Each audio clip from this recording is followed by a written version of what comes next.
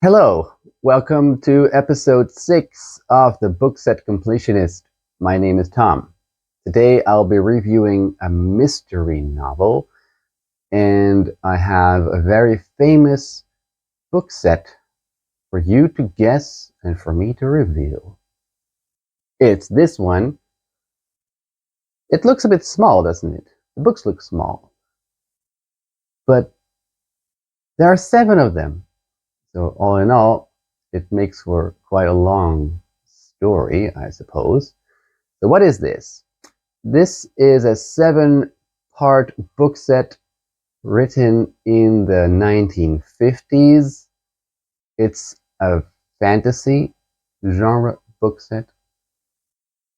There are 7 parts, and each year from 1950 to 1956, an additional part was published.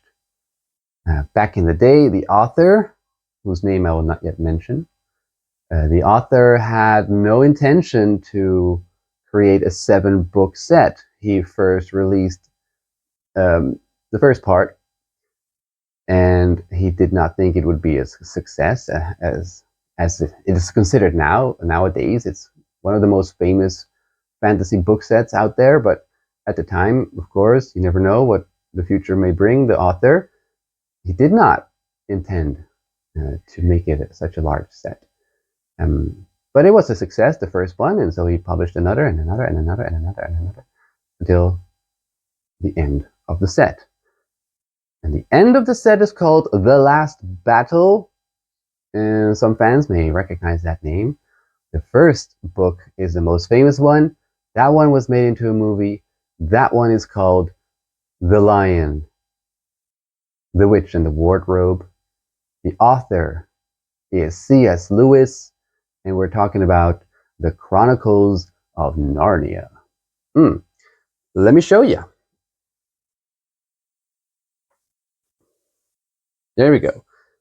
The Lion, the Witch, and the Wardrobe, Prince Caspian, The Voyage of the Dawn Treader, The Silver Chair, The Horse and His Boy, The Magician's Nephew, and as said before, The Last Battle as the final part.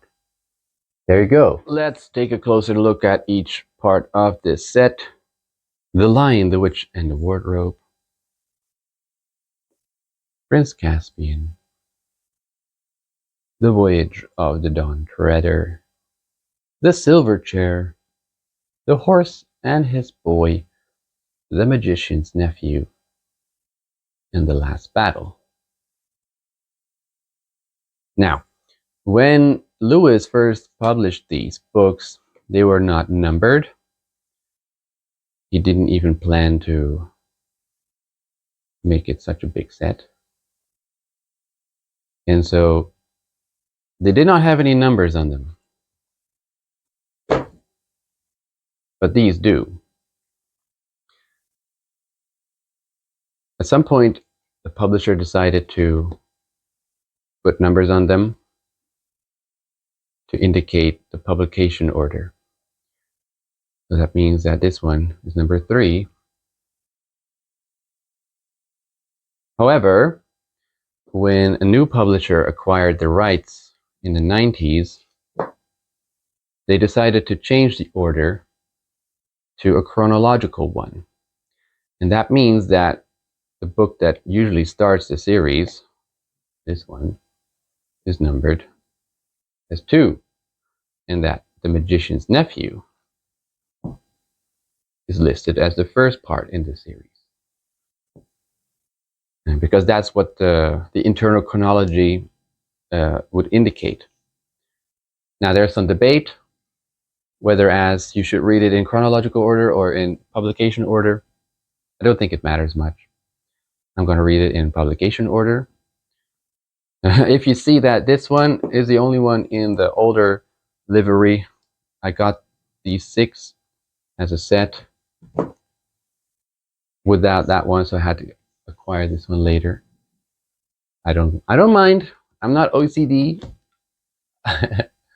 Okay, today's review is about this book called Painting the Darkness by Robert Goddard. This book, it was published in 1989. And my copy is from 2011. That's why it still looks new.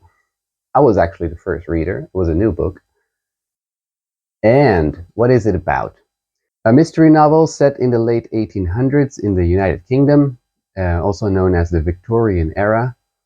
This book starts with the return of a man presumed to be dead. Well, isn't that a great premise to start a story? This man, let's call him James because that's his name in the book, he was supposed to have killed himself 11 years prior to his return, and he is now back saying that he didn't kill himself after all, obviously. This man is part of an aristocratic family. His title is that of baronet, which is some level of nobility. But of course, when you are not on the scene for 11 years, things move on without you.